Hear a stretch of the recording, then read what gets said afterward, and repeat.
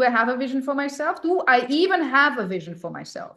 And if I have a vision for myself, do I have a vision beyond that so I can cycle, like the feminine life cycle thing? Because the masculine wants to just get the vision realized. And then what? The feminine knows this is just one step on the way. And then we're starting on the next level. And this is how we do this upward spiraling thing. So do we have a vision beyond the vision? That's a skill.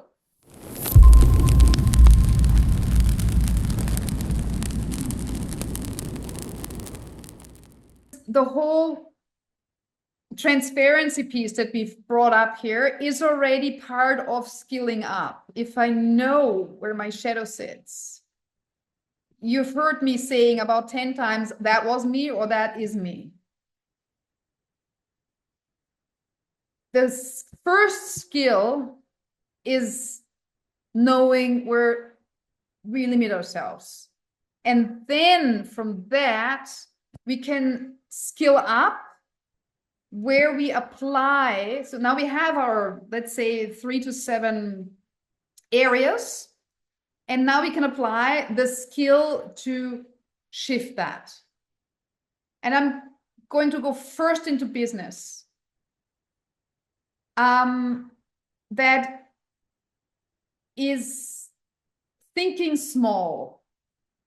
Thinking small, for example, with some of you guys, I had this conversation, believing that 5 to 7% interest on an investment is fantastic. Well, in Austria, you believe that. Not internationally. Like if you have an investment consultant who is from Dubai, he's going to just shake his head and say, what are you doing? That's not a lot. But thinking small is something that's not thinking small is a skill, because our culture believed, we have a stage 3 culture still very embedded here, which means it has to be fair for everybody. We have to look that this is equal, which means everybody has to level down a bit so there's enough for everybody. This is where the thinking small comes from. So not thinking small is a skill. It's nothing that we're given. We have to train it. Constantly thinking bigger. Next thing is the vision. That actually goes for all the areas that we're going to speak of. The vision beyond the vision. Do I have a vision for myself? Do I even have a vision for myself? And if I have a vision for myself, do I have a vision beyond that so I can cycle, like the feminine life cycle thing? Because the masculine wants to just get the vision realized. And then what? The feminine knows this is just one step on the way. And then we're starting on the next level. And this is how we do this upward spiraling thing. So do we have a vision beyond the vision? That's a skill. To learn to always think a step ahead of what we actually want to realize right now. So the question is, what do I truly long for? And how precise can I describe my life when I'm there? Do I have precision in my vision for myself? If that is my contribution, if that is my level of abundance, how do I walk and talk and speak and act from that? The next skill is not knowing how to scale. And now we're really going into business. Do I know project management? Do I know it? Do I know how to project manage? Do I know how legal business structure works for myself in my country? And then also, if I'm internationally working, I don't know, I just needed a new software to automatically apply the right tax on my automated offers. I didn't know years ago that is something that you have to look at. That's what I mean with legal business structure. Do I know? This is a skill. Then the playbook of social media. Do I know how to Instagram, LinkedIn, YouTube, X, whatever? Do I really know it? Or am I just doing it? Or am I doing it with a little know-how? Or am I having somebody consulting me on that? Am I having an agency who is like doing this for me so it really gets done? And then have I delegated this fully, or am I learning with them? This is a skill. The next one is expression layer. We had this in the check-in. Thank you very much. Outreach, process communication, crisis communication, PR. Do I have that skill or not? That's all structural scaling to become more abundant, to become more impactful. Business modeling. Do I know what the various ways are to create abundance from my offering, from my contribution? AI know-how. Do I prompt AI? Do I voice prompt AI? Do I create custom GPTs? Do I create agents? Do I create multi-agents? Do I let the multi-agents talk to each other and let them run my company? Those are the levels of AI. Most large corporations don't even think this far. I don't know how this is possible that you cannot think this far. But I don't know. I've not talked to many people who think this far. Actually, I do, because I'm in a container where this is being taught, but not in large corporations. Like female entrepreneurs and same as male entrepreneurs, but for some reason, female entrepreneurs are savvy when it comes to AI, and I love this. Intellectual property. Do I know anything about my contribution and how this is maybe a thought model? Maybe this is a framework. Maybe this is a recipe for something. Do I understand intellectual property? If I do, I can create much more impact with it, because I can create abundance for myself and serve better, because I don't have to think about being present all the time, not being ever able to relax, all of these things. Sponsoring. I just had a conversation with one of our dear friends who is not present today, who is in the sports area, in the very high performance top sports consultancy. And she is deeply involved in sponsoring. Something we can design think on every other thing. Large corporations have a lot to do with that often. So what do I really know, and where do I want to add skill when it comes to my purpose? I've just given you a list of things where we can evaluate that. Then not knowing how to scale relations. Totally different field. Do I know how to repair? Bottom line. Changing form. Can I change the form of a relationship from a business partnership to a friendship, from a friendship to a lover, from a lover to a family, from a family to a business relationship? Can I deconstruct all of that? Can I reverse engineer it?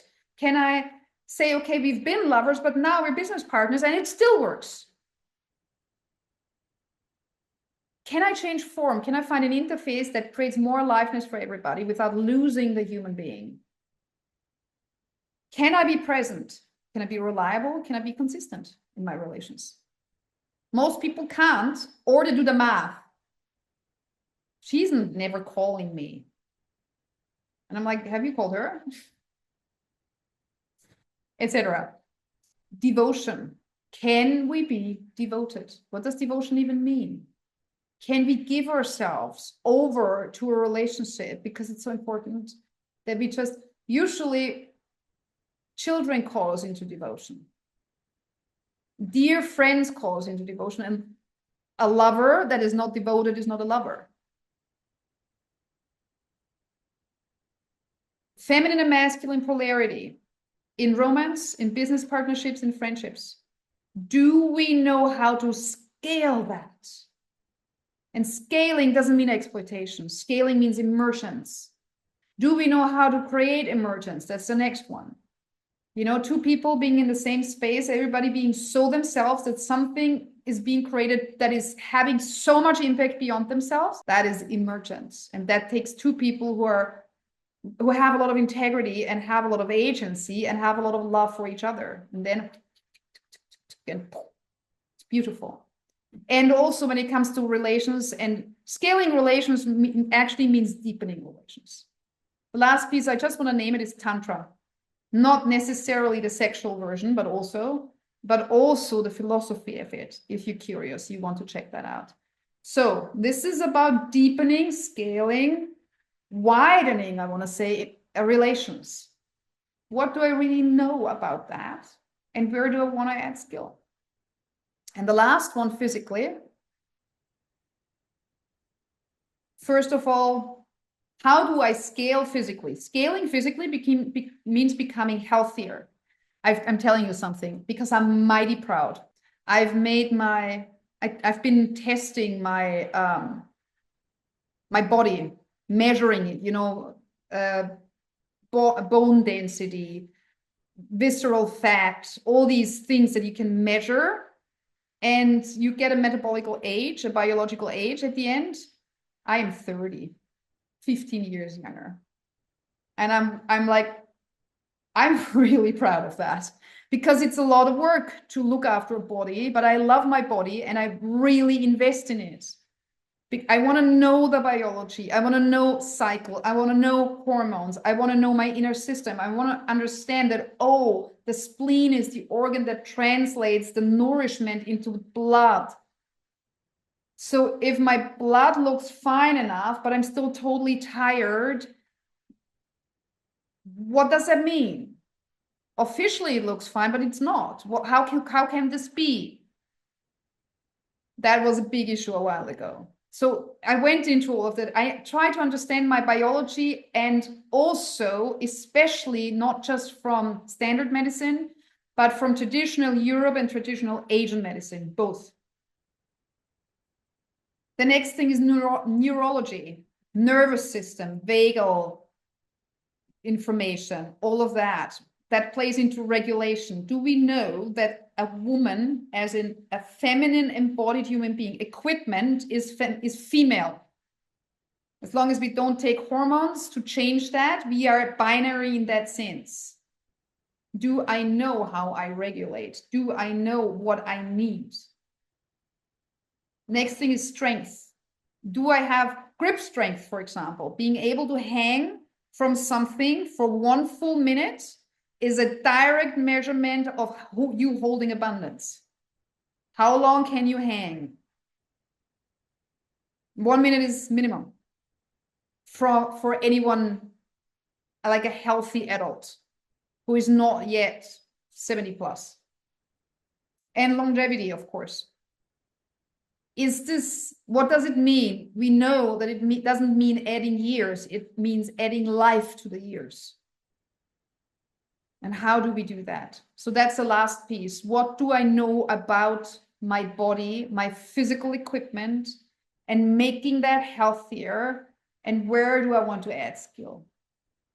And summing all of this up, to create abundance, we have to look at the pieces that keep us from doing it. That's fears, beliefs. A belief that is heavy is not yours. It's something imprinted, something that makes us functioning, something that is given to us, offered to us. A friend of mine, very dear friend, newer friend, but very dear, and very integrated, very advanced in his complexity, in his meaning making, accidentally projected onto me a quality that is his own shadow. And he was overwhelmed in the situation and he gave me that. And I sat with it for 24 hours.